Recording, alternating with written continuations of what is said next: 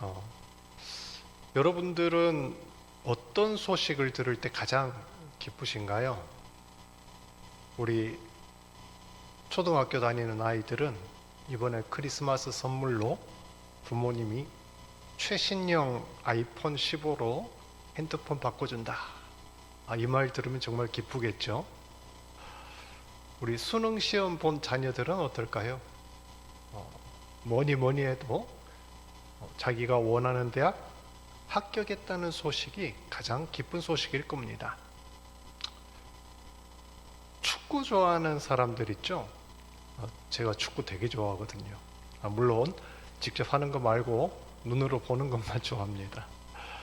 이런 사람들한테는요, 자기가 응원하는 팀 또는 자기가 좋아하는 선수가 승리하고 골 넣었다.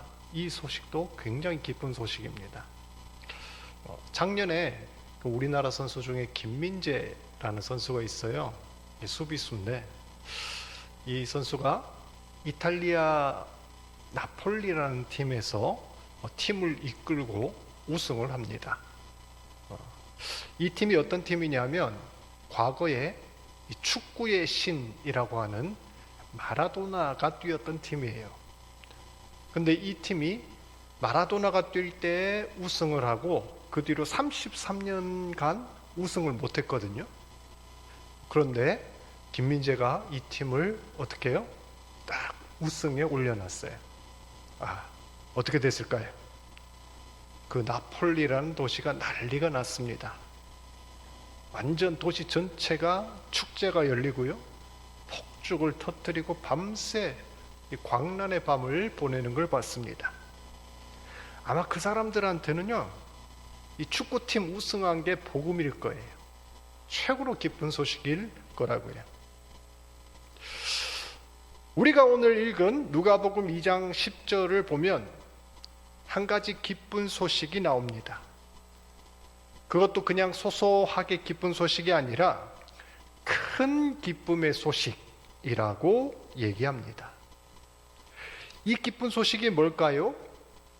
바로 한 아기가 태어났다라는 거죠. 아기의 출생은 정말 기쁜 소식 맞습니다. 저도 저희 집 큰 애 태어났을 때 참 기뻐했더랬죠.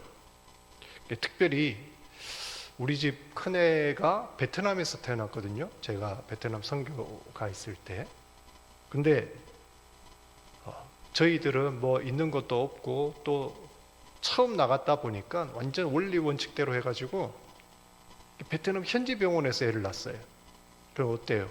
영어도 안 통하지, 뭐 한국말 한마디도 못 알아듣지, 손짓 발짓 해가면서 사전 찾아가지고 이렇게 펼쳐가면서 이렇게 해가면서 그렇게 고생 애를 낳았거든요. 근데 그때 아이가 나왔을 때 드디어 내 아이 얼굴을 본다라는 그 설렘이 아직도 제 머릿속에는 참 깊은 기억으로 남아 있습니다. 내 아이가 아니라고 해도 내가 아는 지인들, 우리 교우들 아기가 태어나도 참 기쁘고 축하할 만하죠. 올해 유독 우리 교회에 기쁜 소식이 많이 들렸습니다. 거의 10가정 가까이 새 생명이 태어났죠. 여러분, 우리가 꼭 전도하지 않아도요, 교회가 성장하고 교인 수를 배가할 수 있는 방법이 있어요. 뭔지 아세요? 그렇죠. 아기를 많이 낳으면 돼요. 이슬람은요, 버젓이 이게 자기들 포교 전략인데요, 다출산 전략을 내세워가지고 자기들 교세를 배가를 시키더라고요. 아무튼 내 아기, 나랑 잘 아는 사람의 아기의 출생은 참 기쁜 일입니다. 그런데 나하고 상관없는 사람, 내가 한 번도 본 적 없는 그 아기가 태어난 것이 뭐 그리 좋은 소식일까요? 그것도 먼 나라, 아주 옛날에 있었던 일인데 말이죠.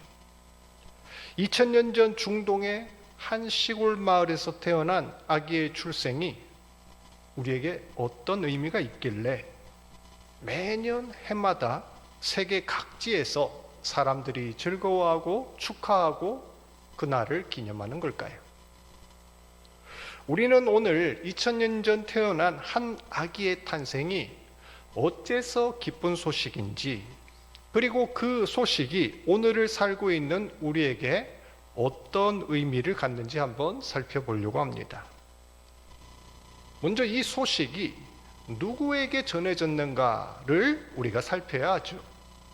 아무리 기쁘고 좋은 소식이라고 해도 그 소식을 듣는 대상이 누구냐에 따라서 그 소식은 굿 뉴스가 될 수도 있고 배드 뉴스가 될 수 있습니다. 제가 아까 나폴리 축구팀 우승한 이야기 했잖아요. 근데 그 팀을 응원한 나폴리 시민이나 김민재 선수를 응원한 우리나라 사람들한테는 좋은 소식이 될 수 있죠. 근데 마지막 막판에 그 나폴리한테 져가지고 아슬아슬하게 우승을 놓친 상대편 팀이나 선수나 팬들한테는 이게 과연 좋은 소식이 됩니까? 조금 더 현실적으로 우리 지역의 재개발 계획이 딱 확정이 됐다고, 우리가 직접 우리 지역하고 관계가 돼 있으니까요. 어떤 분들한테는 이 소식이 기쁜 소식이 될 겁니다. 자택을 소유하신 분들, 재산이 좀 넉넉하신 분들은 보상도 받고 아파트 분양권도 얻을 테니까 복음이죠. 그런데 그렇지 않은 분들도 분명히 있다는 겁니다. 내 집 없는 분들, 새 들어 사는 사람들, 여기를 터전으로 생계를 꾸려가던 분들은 하루아침에 있을 곳을 잃어버리게 되는 거죠. 그분들한테 과연 이게 좋은 소식이 될까요? 오히려 걱정이 되고 한숨이 나는 그런 소식이 될 수도 있습니다. 이처럼 아무리 좋은 소식이라도 누가 듣느냐에 따라, 어떤 입장에 있느냐에 따라 누군가한테는 나쁜 소식, 누군가한테는 나하고 전혀 상관이 없는 소식이 될 수 있다는 겁니다. 그런데 10절에는 이 소식이 온 백성에게 미칠 큰 기쁨의 좋은 소식이라고 말을 하죠.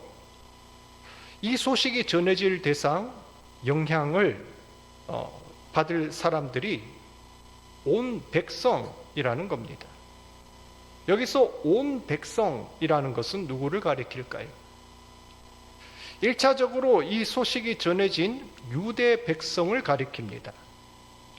유대인들은 정말 오랫동안 메시아를 기다려왔습니다. 심지어 지금도요, 일부 이 근본 유대주의자들은요, 메시아를 기다립니다.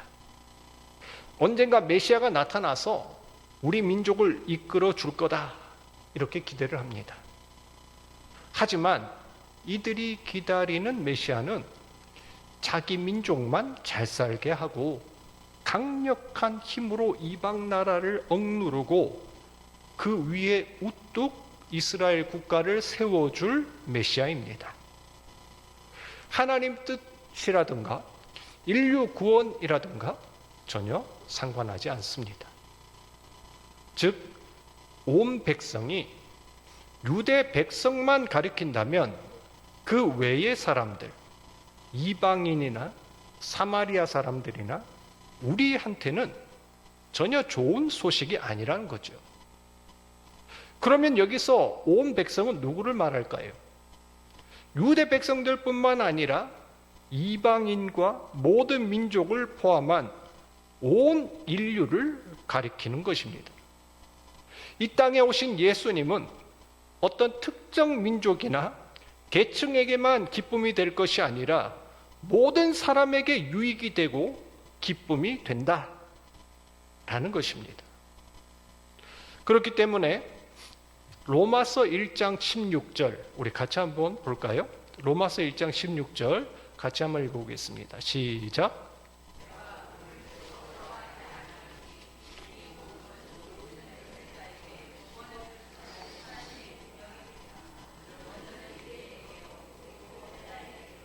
아멘. 즉 복음은 유대인이나 헬라인이나 모든 사람한테 적용되는 그 소식이어야 기쁜 소식이 된다라는 거죠. 특정 민족, 특정 계층, 돈 많은 사람한테 또는 교육받고 지식이 많은 사람한테만 기쁜 소식, 유익을 주는 소식이라면 그것은 진정한 복음이 될 수가 없습니다. 남녀노소, 상하, 빈부 관계없이 우리 모든 사람한테 들려진 기쁜 소식이란 말입니다. 그렇다면 어째서 한 아기가 태어난 것이 가족을 넘어서 민족을 넘어서 모든 민족, 온 세계에 미치는 복된 소식, 큰 기쁨의 좋은 소식이 되는 걸까요? 그 이유는 이 아기가 평범한 아기가 아니기 때문에 그렇습니다. 이 아이는 온 인류를 죄로부터 구원해 줄 구원자, 즉 그리스도가 되십니다. 유대인이든 이방인이든 모든 사람들은 죄로 인해서 심판당할 죄인들입니다. 아담부터 내려오는 그 죄의 DNA를 가지고 태어나기 때문에 온갖 죄와 불의를 범하고 삽니다. 죄는 사람의 인생을 불행하게 만듭니다.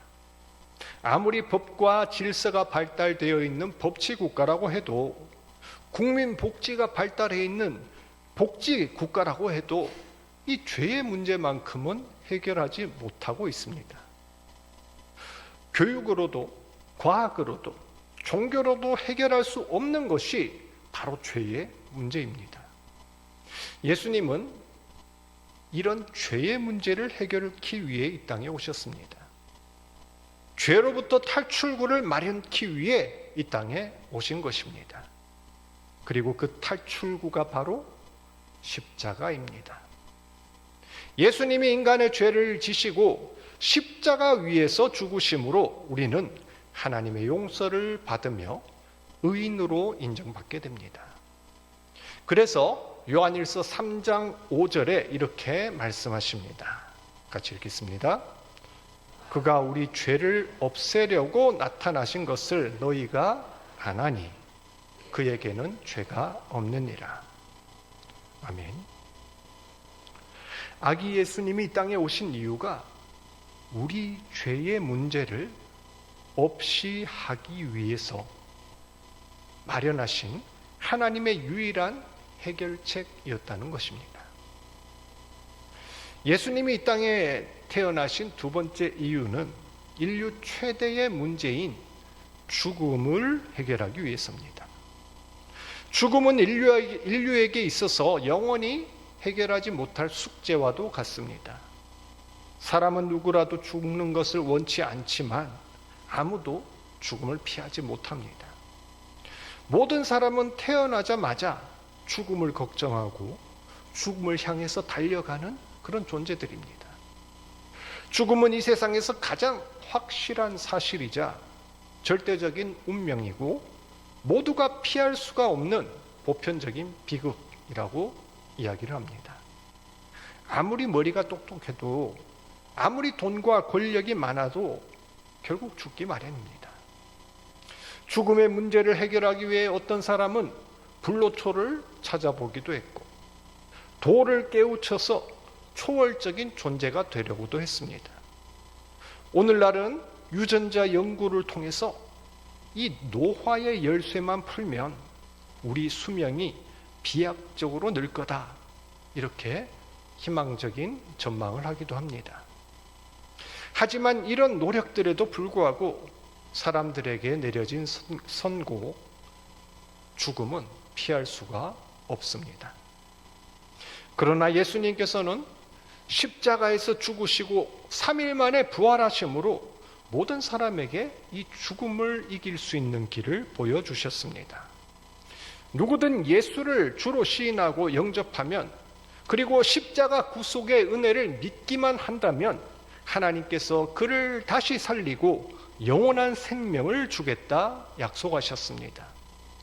요한복음 3장 16절 그리고 17절 같이 읽겠습니다. 하나님이 세상을 이처럼 사랑하사 독생자를 주셨으니 이는 그를 믿는 자마다 멸망하지 않고 영생을 얻게 하려 하심이라. 하나님이 그 아들을 세상에 보내신 것은 세상을 심판하려 하심이 아니요 그로 말미암아 세상이 구원을 받게 하려 하심이라. 아멘. 여러분, 이 말씀 나의 말씀으로 믿으십니까? 아멘. 이 말씀을 그저 성경에 있는 이야기가 아니라 내 말씀으로, 내 약속으로 받으시길 주 이름으로 축복합니다. 2000년 전 베들레헴 땅에 전해진 이 복음은 예수 그리스도가 한 아기로 나셨다는 이 소식은 특정한 사람, 특정한 민족에게만 좋은 소식이 아닙니다. 나와 너, 민족과 인종을 뛰어넘어 온 인류에게 아주 큰 기쁨의 소식입니다. 세상에서 이보다 더 큰 기쁜 소식은 없습니다. 이 소식이 바로 굿 뉴스, 복음입니다. 죄로 인해 심판받고 죽어야 할 인류가 한 아기가 태어남으로 영생을 얻고 구원 얻을 수 있다는 소식입니다. 사망의 어둠이 가득한 이 세상 가운데서 생명의 빛이 비추기 시작했다는 소식입니다.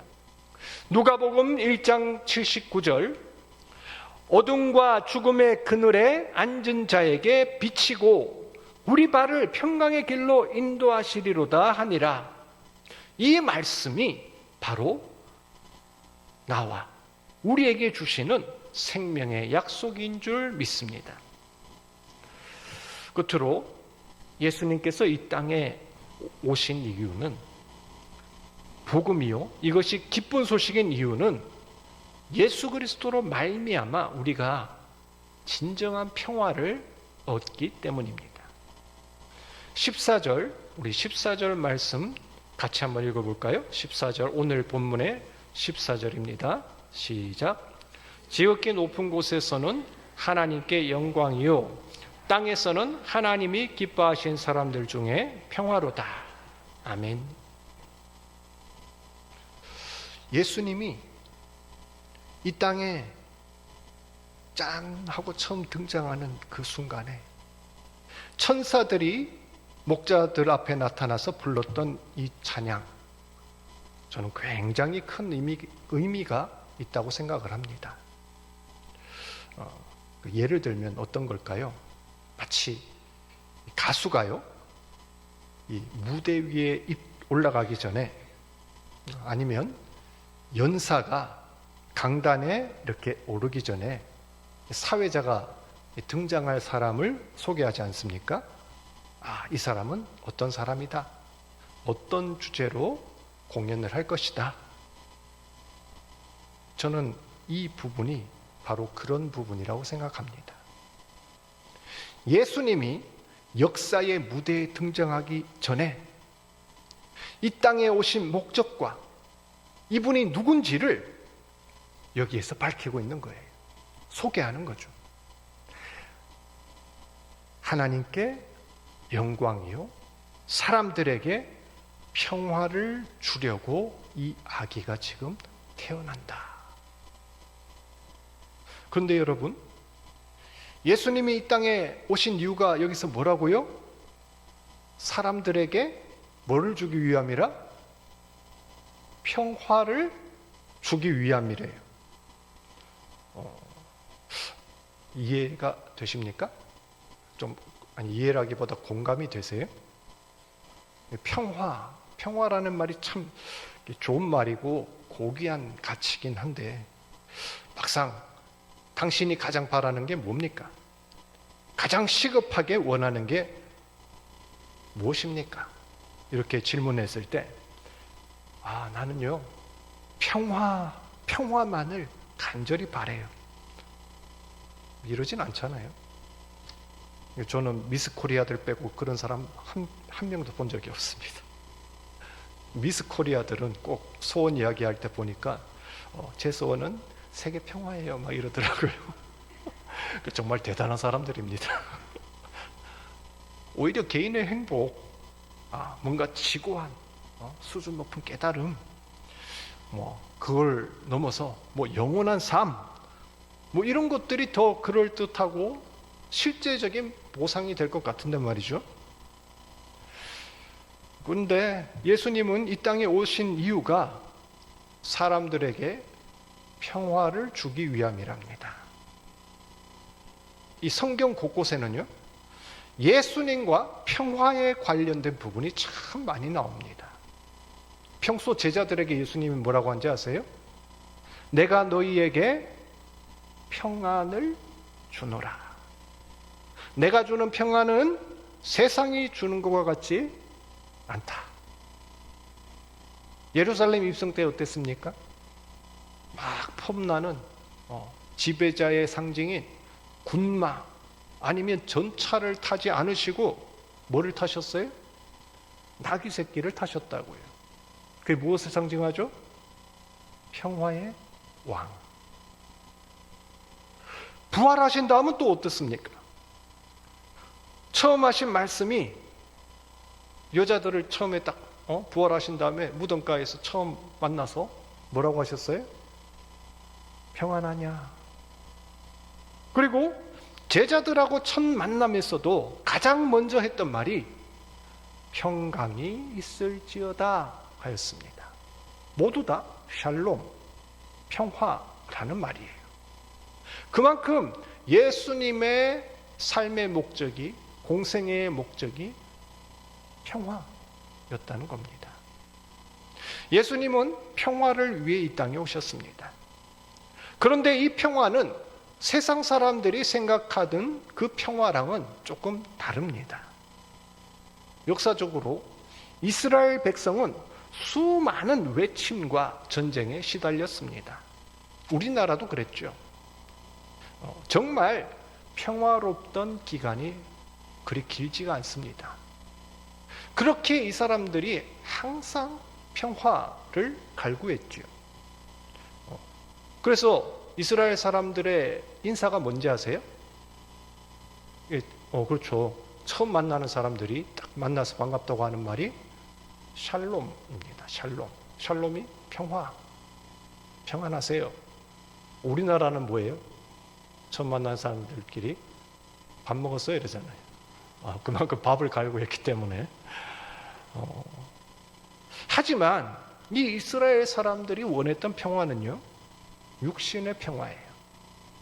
전쟁이 일어나지 않는 거예요. 갈등과 분쟁이 없는 상태, 그것을 샬롬이라고 생각을 했다고요. 그리고 역설적이게도 예수님 당시에 그 시대는 팍스 로마나라고 해서 로마 제국이 온 세계를, 온 세상을 다스리던 시대입니다. 압도적인 무력에 의해서 전쟁이 없었어요. 물론 변방 지역, 정복 지역에 로마 군대가 가서 정복하기 위해서는 전쟁이 있었는데, 로마의 식민지 안에는, 로마가 다스리는 그 점령지 안에는 적어도 큰 전쟁이나 분쟁이 있을 수가 없었어요. 그래서 이 시대를 뭐라고 하냐면 로마의 대평화 시대라고 합니다. 즉 평화가 이미 실현되었어요. 그런데도 왜 예수님은 굳이 평화를 말씀하시는 걸까요? 무엇 때문에? 예수님이 가져오신 평화는 세상 사람들이 생각하는 피상적인 평화, 일시적인 평화, 육신의 평화, 그 이상의 것입니다. 참 평화는 이 땅에 존재하지 않습니다. 오직 하나님만 주실 수 있기 때문입니다. 죄와 불순종은 인간과 하나님과의 관계를 깨뜨렸을 뿐만 아니라 사람과 사람 사이의 관계, 사람과 자연과의 관계, 심지어 인간 자신 안에서 스스로와의 관계까지 깨뜨려 버렸습니다. 이렇게 깨어진 상태 때문에 이 땅에 진정한 평화란 존재할 수가 없습니다. 예수님은 하나님과 인간 간의 이 깨어진 관계를 근본적으로 해결하시기 위해 이 땅에 오셨습니다. 예수님이 주시는 평화는 참된 평화고 영원한 평화고 근본적으로 불화를 해결하는 온전한 평화입니다. 이것이 예수님께서 가장 낮은 곳에 가장 연약한 아기의 모습으로 오신 이유입니다. 예수님이 만약에 강력한 힘을 가지고 압도적인 위세를 빌려서 이 땅에 오셨다. 로마 제국같이 내 말 안 들어? 너 그럼 아웃. 이렇게 강제로 평화를 이룰 수 있었겠죠. 충분히 만들 수 있었죠. 그런데 만약에 그랬다면 진정한 화해와 회복을 기대하기는 어려웠을 겁니다. 그러나 예수님은 자기의 능력, 권세, 지위 모든 걸 내려놓고 무저항, 비폭력의 모습으로 이 땅에 오셨습니다. 누구라도 가까이 다가올 수 있도록, 그리고 누구라도 품에 안을 수 있도록 화해의 갓난 아기가 되어서 하나님과 우리 사이를 중재하셨습니다. 사랑하는 성도 여러분, 우리의 삶은 평화하십니까? 하나님과 사이에서 평화를 누리고 사람들 사이에서도 이 평화를 누리십니까? 만일 그렇지 않다면 평화의 왕으로 오신 예수님께 부디 이 깨어진 관계를 회복하게 해달라고, 평화를 누리게 해달라고 오늘 기도해 보는 건 어떨까요? 올 한 해 유독 세계적으로 전쟁, 테러, 질병, 자연재해, 각종 범죄 소식들이 우리의 눈과 귀, 마음을 어지럽혔습니다. 이 모든 게 제 각각 별개의 것처럼 보여도 사실 근본적인 원인을 따져보면 하나의 원인에서 출발합니다. 그것은 우리가 하나님과 진정한 평화를 누리지 못해서 그렇습니다. 그렇습니다. 진정한 평화란 오직 예수 그리스도를 통해 회복될 줄로 믿습니다. 에베소서 2장 14절 말씀을 같이 읽겠습니다. 시작.